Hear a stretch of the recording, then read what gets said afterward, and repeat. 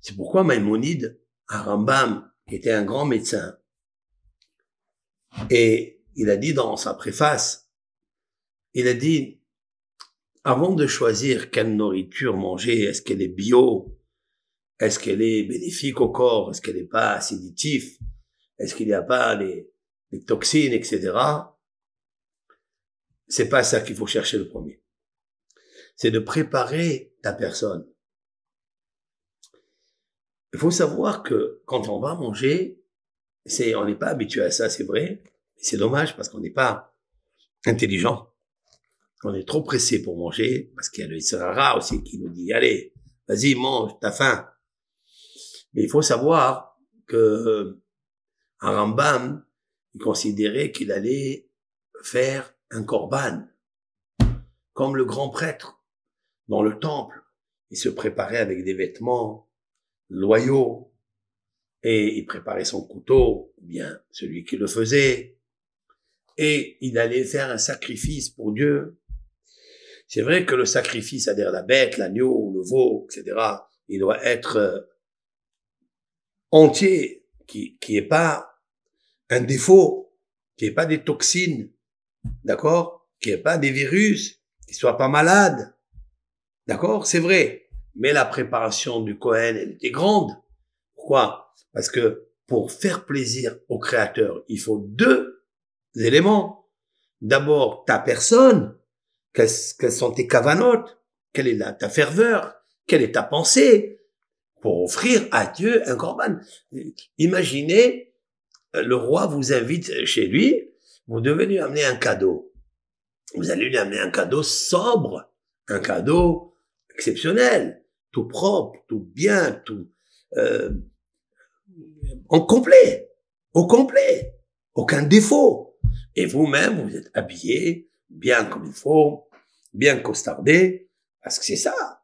Et le roi, il est content si tu lui amènes un cadeau avec un écrin, un emballage rempli de saleté, d'huile d'olive ou de tchouktchouka. C'est pas bon.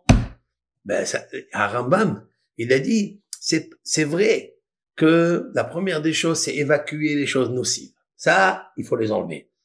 Tout ce qu'il y a, par exemple, les purines, les acidoses, les soufres, le soufre ou bien phosphorique, etc., tout ça, il faut l'enlever. Parce que ça peut te rendre malade et tu pourras pas prier convenablement. Tu pourras pas étudier. Tu pourras pas servir à Kadosh. Ça, c'est Aleph. Ça, c'est la première des choses. Quand tu veux dormir, tu peux pas remplir ton ventre, ta panse. Pense à ne pas remplir ta panse. Parce que, après, tu dois dormir, tu vas rêver quoi? J'ai dit une fois, dis-moi ce que tu rêves, je te dis qu'est-ce que tu manges. Ou dis-moi ce que tu manges, je te dis qu'est-ce que tu rêves. Ça dépend ce que tu manges. Il y a des propriétés, protéines animales et tout ça. Tout ça, ça te fait, ça donne le feu à l'intérieur de toi. Un animal, la protéine animale, elle est remplie d'acide. Remplie de soufre. Il y a des minéraux, du fer, du potassium, il y a tellement de choses. Mais est-ce que ton corps peut le supporter? Non. Tu peux pas le supporter. Tu peux pas avoir l'esprit libre, sain, pour prier à Hachem. Qu'est-ce qu'il a fait à Kadosh Baruch Hu? Il a fait l'assimilation. Tu manges. Après, il y a l'évacuation. Phase assimilation, phase évacuation. Mais l'évacuation, il faut aider les organes, comme le foie, à travailler normalement. Ne lui charge pas, ne lui donne pas trop. Surtout si tu lui envoies des poisons. Et tu l'affaiblis.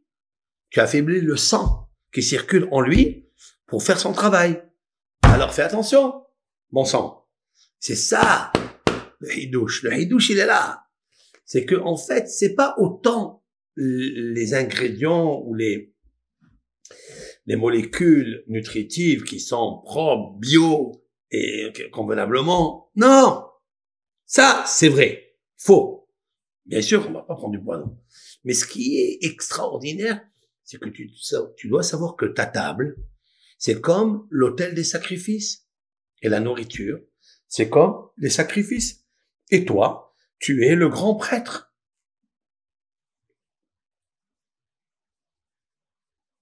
Ça, c'est valable pour le Kohen. Je vais vous dire quelque chose de très important. Dans le Talmud de Jérusalem, il y a marqué là-bas que lorsqu'une personne, elle doit monter pour pratiquer le ministre officieux. D'accord? Comment ça se passe chez nous? Il y a 10 personnes. On choisit une personne pour monter sur la teva, sur l'estrade, pour faire la bénédiction, pour faire la prière, quoi. C'est lui le chef d'orchestre. Comment on disait à cette personne, chef d'orchestre, de monter, ou de descendre plutôt, parce qu'avant la teva, l'estrade, le pupitre, on va le dire, sur lequel on priait, il était en bas. Les bancs étaient en haut et il était en bas. On choisit des endroits très bas parce que il y a un verset dans les psaumes qui dit, le roi David disait que quand j'ai envie, quand je veux avoir du succès dans la prière, la requête que je demande à mon Créateur, je dois descendre en bas. Il appelle ça Mima'amakim Keraticha Adonai. Des profondeurs, je t'ai appelé Dieu. Si on appelait Dieu des profondeurs, immédiatement Dieu, il exauce. Donc ils ont fait des synagogues où l'estrade, la bima, le pupitre était vers le bas. Qu'est-ce qu'on disait à la personne pour aller faire la prière? On lui dit, Kerav ela misbeah. Rapproche-toi de l'autel. Pourquoi? Parce que c'est un terme qui est dit à Aaron, le grand prêtre. Moshe, Dieu dit à Moïse de dire à son grand frère, le grand prêtre, il lui dit, Kerav ela misbeah va'ase et olatra ve'et hatatra. Rapproche-toi de l'autel pour pratiquer ton holocauste et ton sacrifice expiatoire. On dit à une personne pendant la prière, là, tu vas te trouver comme si tu te trouves dans le Beth Amikdash, dans le temple. Alors rapproche-toi. On choisit pas n'importe qui. Eh bien, la même chose pour la prière. La prière, en fait, pourquoi on dit krav, rapproche-toi? Parce que c'est un moment de krav. Qu'est-ce que c'est krav? Krav, c'est le champ de bataille. La prière est une arme. C'est ça mon titre, le thème de ce cours. L'âme a besoin d'une arme. L'arme de mon âme, c'est ma prière. Oui, oui. De la même façon que nos sages ont dit dans le Talmud, Sha'at achila, sha'at milhama. Ça veut dire que le moment de la nourriture, quand on s'assoit à table, c'est comme un moment de quoi? De guerre. C'est une guerre. Pourquoi c'est une guerre? Quelle guerre il y a? Eh bien, la guerre, c'est que le Yessarara, l'appétit, elle est grande. Tu vas consommer n'importe quoi. Alors, quand tu arrives à table, tu arrives énervé. Tu arrives fatigué. Quelqu'un qui est fatigué, il veut faire un kiff. Et il mange n'importe quoi. Et l'apéritif, et encore ça, et ça, et ça. Un peu de bourra, un peu de mahia, un peu de ça. Et j'ajoute encore les fruits, j'ajoute encore ça. La viande, les côtelettes, la viande, etc., etc. Et après, il n'en peut plus. Il a perdu la bataille. Il a perdu la guerre. Comment le lendemain, il va aller faire une prière, lui? Ça va être difficile. On va lui dire, Kerav ala misbeah, Kerav ala bima. Rapproche-toi, comme on dit à Aaron. Allez, va faire ton holocauste. Quel holocauste il va faire? L'holocauste, il a donné au Yitzhara déjà. On a donné, quand je parle, il a donné, je parle de moi, je parle pas de vous. Je sais que vous êtes des saints. Moi, quand j'arrive à table, j'ai la folie qui arrive. La folie. Je sais pas comment je fais. C'est le tremblement de terre. Alors, donc, il va falloir des idées techniques. Il me faut des idées techniques, comment me préparer. Est-ce que, par exemple, si la maîtresse de maison, elle a décidé qu'il faut manger à midi, ben moi je viens à 1h. Pourquoi? Mais je l'ai averti. Pourquoi? Parce que si elle est à midi, je me suis préparé toute la journée que je vais aller manger à midi. Et donc, quand il arrive l'heure, je dis, ça y est, oh, je me suis restreint, j'ai fait un petit peu ce qu'on appelle Heperta'ava, C'est-à-dire, je renversais un petit peu mon appétit de la nourriture. Et maintenant, il est arrivé le moment. Donc, je me fais un kiff. J'ai fini mon travail. Le soir, par exemple, ça arrive. On vient du travail. Il faut la bouteille de vin. C'est normal. On a besoin de force. OK. Mais tu t'es préparé. Parce que c'est le moment où j'ai dit, ça y est, le challenge, il est fini. Ça y est. Je me suis retenu le matin, l'après-midi. J'ai mangé un tout petit peu. Maintenant, le soir, je travaille pas. Maintenant, je vais commencer. Mais il n'y a pas que ce travail physique ou autre, mais il y a un travail du cœur. Il y a ce qu'on appelle c'est-à-dire il faut servir Dieu de tout ton cœur. Le Talmud dans le traité Brachot demande est-ce qu'on sert Dieu avec de tout ton cœur? Qu'est-ce que ça veut dire servir Dieu avec son cœur? Mais on sert pas Dieu avec le cœur. Le cœur, c'est un organe, et c'est un organe, c'est une pompe, et c'est un qui diffuse le sang de partout, etc., etc. Qu'est-ce que ça a à voir avec servir Dieu de tout ton cœur? Et la réponse est, quel est le travail? Quelle est la avoda? C'est quoi le travail du cœur? C'est la prière. C'est la prière. J'aurais pu dire non.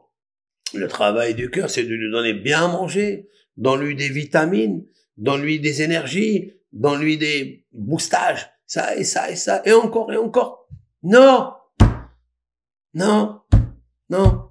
Donc il faut faire déjà une préparation de restriction, pas de la table, de toi. Comment tu vas arriver à table? Non, non, t'as pas arrêté, le challenge n'est pas fini, il vient de commencer. C'est maintenant qu'il va commencer. Avant, t'étais affairé, t'étais occupé, t'étais pas libre. Mais tu te dis dans ta tête, tu as déjà préparé dans ta tête que quand je serai libre, alors là, c'est la totale. Yallah, drab. Mon chat et mon chat, mon ça et mon ça. C'est comme ça qu'on est. C'est comme ça qu'on est. Donc, si un homme, il travaille son cœur, qu'il a besoin de ce cœur pour servir Dieu, par l'amour, par la compassion, par la soumission, il faut pas qu'il y ait un ventre rempli. Comme a dit le Mesilat Yesharim, comment il s'appelle, le Rabbi Moshe Chaim Lossato, dans le Sentier de la Rectitude, il a dit une phrase très très belle, Vea Svia Prekataol. Ça veut dire que quand tu te rassasies, tu remplis ton ventre bien, bien, bien, ça s'appelle tu as déchargé le joug. Tu décharges le joug.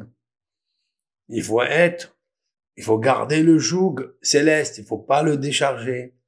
Il n'y a pas de challenge qui s'est arrêté, qui a fini. Il n'y a pas de limite. C'est continuel, c'est illimité, jusqu'à ce que Dieu, il dit à ton âme, viens me voir. Je te reprends, je te libère, donne congé à ton corps. C'est lui qui décidera. C'est tout le temps un challenge. Ça continue. Il y a un seul dans la vie. Un. Il faut pas dire il y a un challenge le soir, demain je vais faire ça, demain après-demain. Je dois m'habituer à rendre ce challenge unique, lent, pur, avec une volonté pure. C'est pas évident. Et c'est un travail. Ou l'ovdo, c'est marqué tu travailleras l'Éternel. C'est pas marqué tu serviras. C'est marqué tu travailleras. C'est servir Dieu avec le cœur, c'est la prière. Donc il y a des ressemblances. La nourriture, c'est pareil. Alors si on veut que notre estomac il soit favorable à une digestion bien facile, avec un estomac mou, des selles molles, eh bien, c'est à nous de faire attention de ne pas faire des mélanges, des duos de nourriture qui constipent, dont l'air ne peut pas passer entre eux, et donc ils congestionnent, ils congèlent la nourriture dans le ventre. Et après, c'est difficile. Il y a des crampes, etc.